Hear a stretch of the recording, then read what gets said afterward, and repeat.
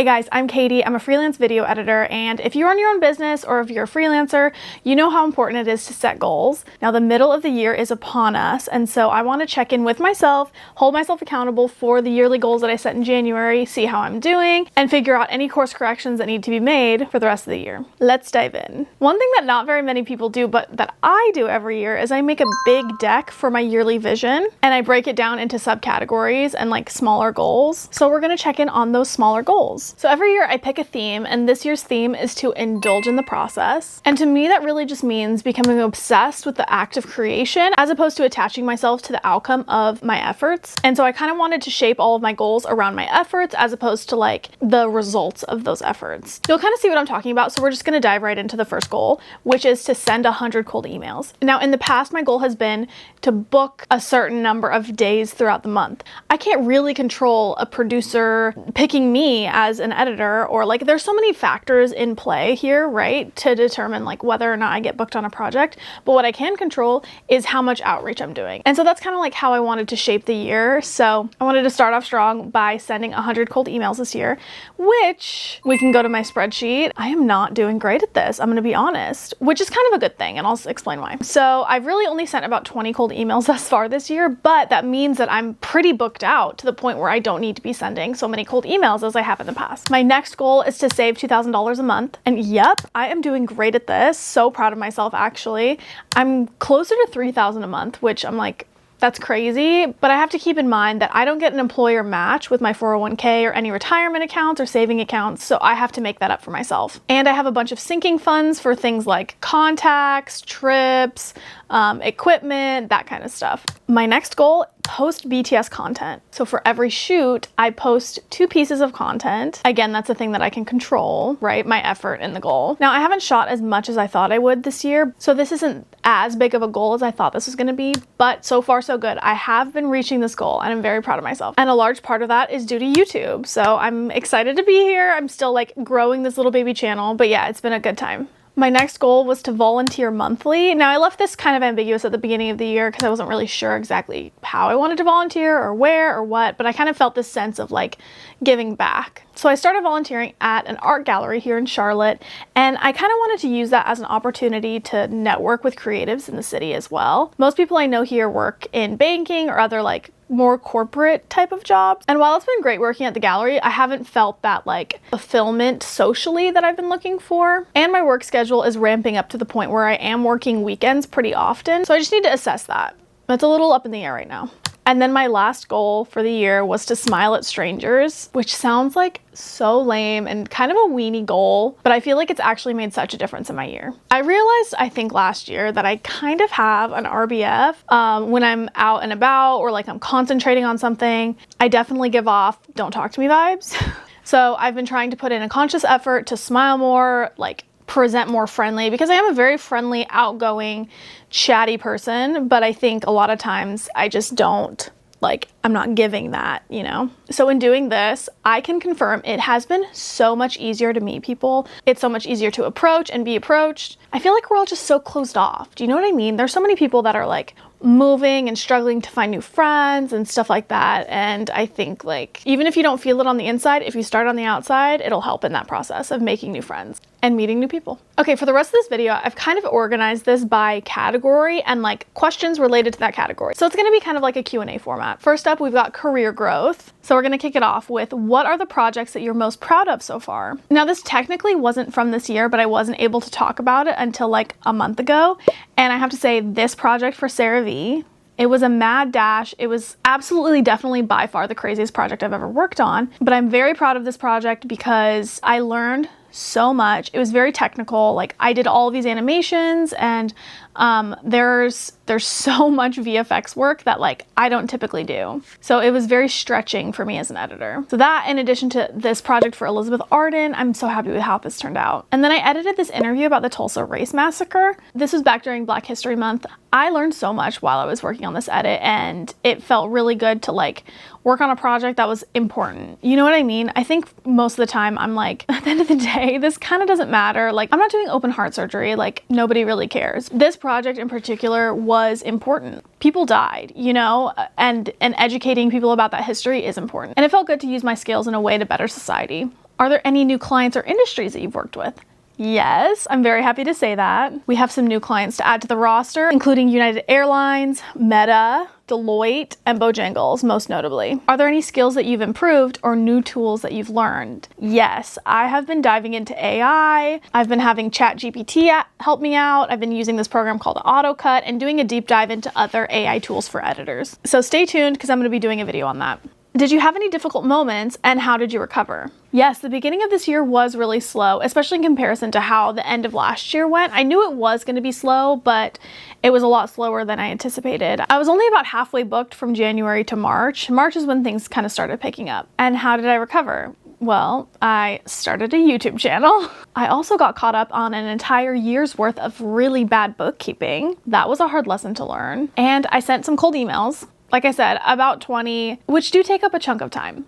Okay, next category, business and freelance life. Income check-in. Are you on track with financial goals? Yes, I'm very happy to say I am on track with my goals. It is hard to gauge how the year's going without seeing the entire thing, because things ebb and flow so much. But when I compare the first 6 months of 2024 to the first 6 months of 2025, I've doubled my income. And so I'm very excited to see how the rest of the year is going to go. And one thing I haven't really talked about, but I've been working on saving up a down payment for a house. I'd love to do that at some point this year. I don't know if that's going to happen, but also in the back of my mind while setting these goals and while working is that I've been wanting to be in a place where my income is stable enough so that I feel comfortable taking on a mortgage. Okay, next question. Any workflow or business systems you've changed or upgraded? The biggest thing is that I pull in an assistant editor more often. Last year I didn't need an AE quite as much, but this year there are a lot more balls in the air and a lot more projects that I'm trying to juggle. So pulling in an AE from time to time has been so helpful. I did talk about this in my 2024 recap that I really wanted to bring in an AE more often, and that was kind of like a mini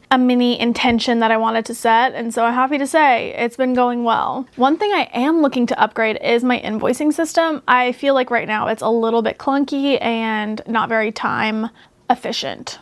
So that's something that I'm not great at is running an actual business. I don't have a business degree, I know the creative side of it, but when it comes to editing as a business, that's where I kind of struggle. I can see that there's a pain point in my process with invoicing and I need to kind of figure that out sooner than later. Are there any boundaries that you've learned to set with clients? Yes, overtime. So typically when a producer asks for my day rate, I'll say, yep, it's this much for this many hours, and then time and a half for overtime or weekends. So when requests come in that push me over into overtime, I'll just communicate that as opposed to just saying okay to the notes and working extra hours without getting paid more. I'll say okay, cool, I just took a look at the notes. When are they expecting to see a next round? After 6 p.m., I'll need to invoice for overtime, but I'm also happy to work on those notes first thing in the morning. So that kind of puts the ball in their court. And a lot of times deadlines are kind of just made up. They don't really actually need the new round that night. They can get it in the morning. And so when you kind of push them up against a wall in a way, the producer will be like, oh, it's not worth paying this person so much overtime when they can just do it in the morning and it's not going to make that much of a difference. How are you finding work in 2025? Like I mentioned earlier, I'm not sending a ton of cold emails. However, most of my jobs have been coming from cold emails, even emails that I sent a year ago. Literally, I'm on a project right now that is the first project that I'm working on with this client, but I got on their radar because I sent them a cold email last summer. Crazy. And it's been this unicorn of a project. Anyway, so it's all either cold emails or references. Literally not a single job has come from LinkedIn. And I can't be convinced that those jobs are actually real. Pricing check-in, have you raised your rate? I have not. I was planning on raising them in August. That would be my 2-year mark for freelancing. At this point, I do sometimes have some gaps in my availability, so I'll probably raise them next year. Now we're on to gear and software. Any favorite new gear or software discoveries? Yes, I actually have so many. First up is Motion Array. I've used their stuff for a while, but now I use it all the time. They have great templates, even for simple animations. And it's nice because I know I can build this stuff, but they've already built it. And I know how to customize it. You have to have the know-how to understand how to customize something for what you need. It is a drag and drop thing, but most of the time you need to customize it anyway. But it saves so much time. I'm always on there perusing for more templates. Their animations are so good. Epidemic Sound. This is my go-to website for sound. And I love that they have a plugin. It makes it so easy. I can make a playlist, save a bunch of stuff to my playlist while I'm online browsing. And then when I go into Premiere, I can just click on the plugin and all of it's right there. Drag and drop, bada bing, bada boom, we're ready to go. It's great. And they've launched a beta version of an AI voiceover. I just used it in the last project. It's surprisingly good. So that's nice to have in the arsenal, Okay, this next one I'm gonna grab. Ha! Let's Next up is the DJI Mic Mini 2, which is what I'm using. Hello. This thing is so easy to use. It's light. I love this little case. She's so cute. My only complaint is that the receiver doesn't have a waveform on it, so you always have to do an audio test to make sure that your levels are okay. I also bought the Mic 2, the regular sized one. So this is the mini, this is the regular. I don't think you'll be able to see it unless I get in so close, but it says updating and it just has been like rotating like that for years and years. And by that, I mean probably a couple months. And so it started doing that and I was just like, I don't have the time to fix this yet. Like I tried doing the regular things of unplugging it, plugging it in, restarting it, that kind of stuff. But I think there's some sort of hardware issue.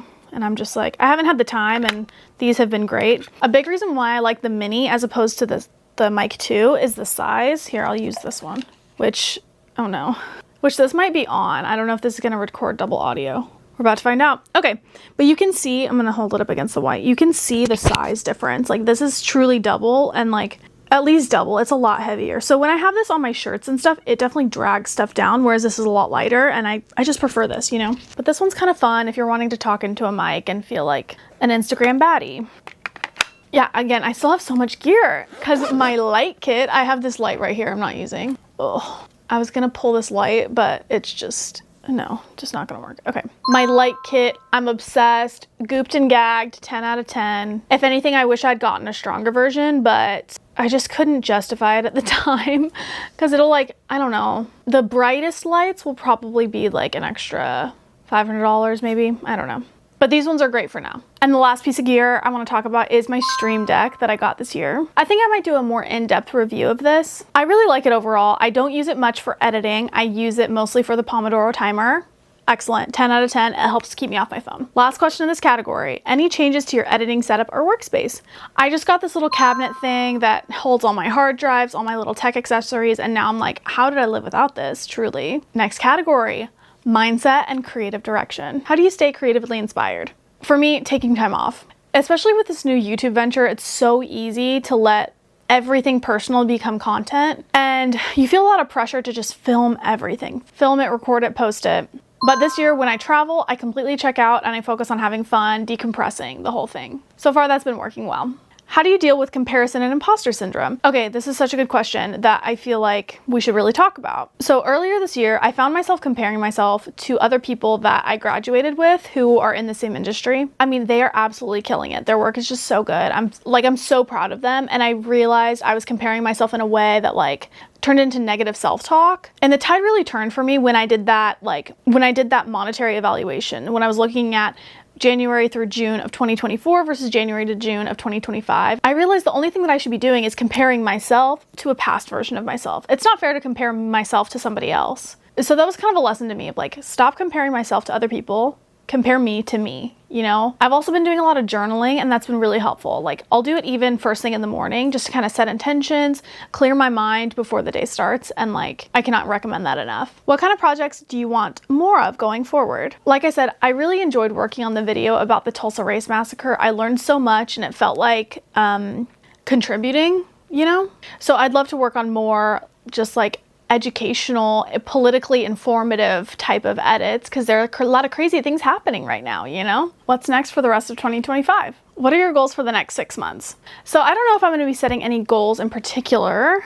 So I don't know if this is going to be like a goal, like I said, but I could see myself buying a house in the next 6 months. That would be really cool. And again, my overall vision was to indulge in the process for this year. And I feel like it's really held up, actually. I do feel really fulfilled creatively, which I'm so grateful for. I think a good portion of that has been in part due to starting this YouTube channel. I think having this mindset of enjoying the process has been really helpful because it's not like I just posted one video and my channel has totally blown up.